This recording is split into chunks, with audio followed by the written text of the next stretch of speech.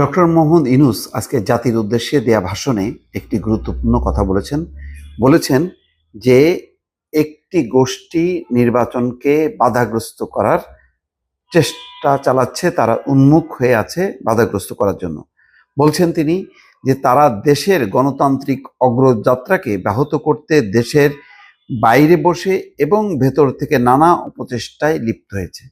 এটা সাদামাটা চোখে দেখলে মনে হবে যে এটা আওয়ামী লীগকে উদ্দেশ্য করেই বলেছে, যে আওয়ামী লীগ চায় না যে গণতন্ত্রের উত্তরণ হোক, অর্থাৎ বাংলাদেশ আবার গণতান্ত্রিক ব্যবস্থায় যাক, নির্বাচিত সরকারের অধীনে দেশ পরিচালিত হোক, এটা চায় না।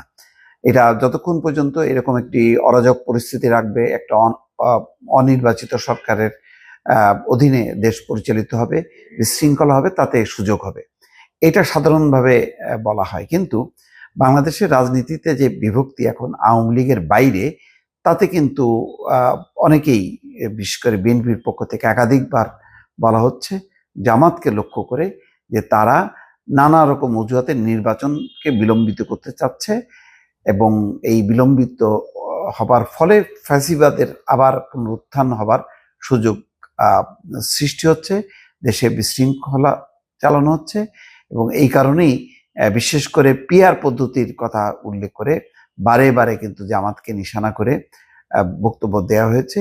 পিআর পদ্ধতি জটিল পদ্ধতি, এবং এই পদ্ধতিতে সরকার অস্থিতিশীল হবে, এবং তারা এই কথাগুলো বলছে যাতে নির্বাচন সময় মতো অনুষ্ঠিত না হতে পারে।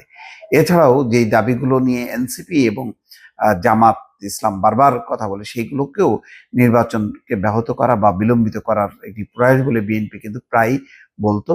তারা বলতো যে নির্বাচনের আগে সংস্কার হতে হবে, নির্বাচনের আগে বিচার সম্পন্ন হতে হবে, তারপরে নির্বাচন। আমরা এক ফ্যাসিবাদের কবল থেকে আর এক ফ্যাসিবাদী ব্যবস্থায় চাই না, ফলে মৌলিক সংস্কার হইতে হবে এবং সেকেন্ড রিপাবলিক ঘোষণা করতে হবে, নতুন সংবিধান করতে হবে, নতুন সংবিধানের আলোকে নির্বাচন হইতে হবে। এরকম নানান রকম বক্তব্য কিন্তু বিগত সময় এসছে, এবং এটা নিয়ে বিএনপির সঙ্গে তীব্র মতবিরোধ জামাত এবং এনসিপি, সেটি কিন্তু লক্ষ্য করা গেছে। এবং জামাতের আরেকটি বড় দাবি ছিল যে এই নির্বাচন কমিশন সঠিক কিনা বা এই নির্বাচন কমিশন সমর্থ কিনা সেটা প্রমাণ করতে হবে স্থানীয় সরকার নির্বাচন অনুষ্ঠানের মধ্য দিয়ে, তখন তাদের যোগ্যতা তাদের দক্ষতা প্রমাণ হবে। অন্যদিকে এনসিপি পরিষ্কারভাবে নির্বাচন কমিশন সম্পর্কে বলেছে এই নির্বাচন কমিশনের অধীনে নির্বাচন মানে হতে পারে না, এই নির্বাচন পক্ষপাত দুষ্ট। সর্বশেষ যে নাসিরুদ্দিন পাটোয়ারি নির্বাচন কমিশনে গিয়ে বলেছে যে এটি হচ্ছে একদিকে উর্দি পড়া, সামরিক উর্দি পড়া, অন্যদিকে হচ্ছে দলীয় লেবাস লাগানো, ফলে এই নির্বাচন কমিশন অযোগ্য, অপদার্থ, এবং এই নির্বাচন কমিশনের অধীনে এনসিপি নির্বাচনে যাবে না, এমন কড়া বক্তব্য কিন্তু তারা একাধিকবার দিয়েছে।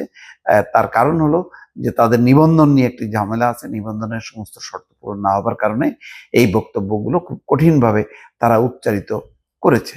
এর আগে মেয়র, ঢাকা সিটি কর্পোরেশনের দক্ষিণের মেয়রের ব্যাপারে যে গেজেট নোটিফিকেশন করেছে, সেই ক্ষেত্রেও তারা নির্বাচন কমিশন তখন ঘেরাও করেছিল, তখনও বলেছিল যে এই নির্বাচন কমিশনকে পদত্যাগ করতে হবে, পাল্টাতে হবে। আগে স্বৈরাচার আমলের যে কাঠামো, সেই কাঠামোতে এই নির্বাচন কমিশন এসছে, যদিও এই সরকারের আমলেই এটি গঠিত হয়েছে, তারপরে এই নির্বাচন কমিশন বদলাতে হবে। এই সমস্ত ঘটনার প্রবাহ কিন্তু বিএনপি ভালোভাবে নেয়নি, এবং তারা বলেছে যে এই সমস্ত বক্তব্য, নির্বাচন কমিশন নিয়ে বক্তব্য, রাষ্ট্রপতিকে সরাতে হবে, বাদ দিতে হবে এখনই, এই বক্তব্য, এবং কোনো কোনো মহল থেকে যখন জেনারেল ওয়াকারের কে উদ্দেশ্য করে বক্তব্য রাখা হয়েছে, সমস্ত বিষয়গুলোতে বিএনপি দ্বিমত পোষণ করেছে, এবং স্থানীয় সরকার নির্বাচন প্রসঙ্গে পরিষ্কারভাবে বলেছে এগুলো হচ্ছে নির্বাচন পেছানোর ষড়যন্ত্র। আর বিশেষ করে আগে সংস্কার, আগে বিচার হতে হবে, তারপরে নির্বাচন, এই কথাগুলোকেও বিএনপি বারবার বলেছে যে এটি নির্বাচন পেছনের ষড়যন্ত্র। আজকে ডক্টর মোহাম্মদ ইউনূস অবশ্য এই কথা বলেননি, তিনি ইঙ্গিত দিয়েছেন দেশের ভেতরে এবং বাইরে একটি গোষ্ঠী নির্বাচনকে ব্যাহত করার চেষ্টা করছে, উন্মুখ হয়ে আছে। এখন ডক্টর মোহাম্মদ ইউনূসের এই বক্তব্য আর বিএনপির বক্তব্য নিশ্চয়ই এক না, কিন্তু একভাবে কিন্তু মানে যোগ বিয়োগ করলে কিন্তু সেই কথাটাই আসে যে ডক্টর মোহাম্মদ ইউনূস এক আঙ্গিকে এক দৃষ্টিকোণ থেকে বলছেন যে একটা গোষ্ঠী নির্বাচন পেছানোর জন্য উন্মুখ হয়ে আছে, অন্যদিকে বিএনপির তরফ থেকেও কিন্তু এক বা একাধিক গোষ্ঠী বা দলকে ইঙ্গিত করে বলেছে যে তারাও নির্বাচন পেছানোর ষড়যন্ত্র করছে। এখন শেষ পর্যন্ত কি হয়, কোনটা সত্য কোনটা মিথ্যা, কোন শক্তি আসলে নির্বাচন পেছাতে চায়, সেটা নিশ্চয়ই সামনের প্রতিক্রিয়া দেখলে বোঝা যাবে। দর্শক ভালো থাকবেন, আল্লাহ হাফেজ।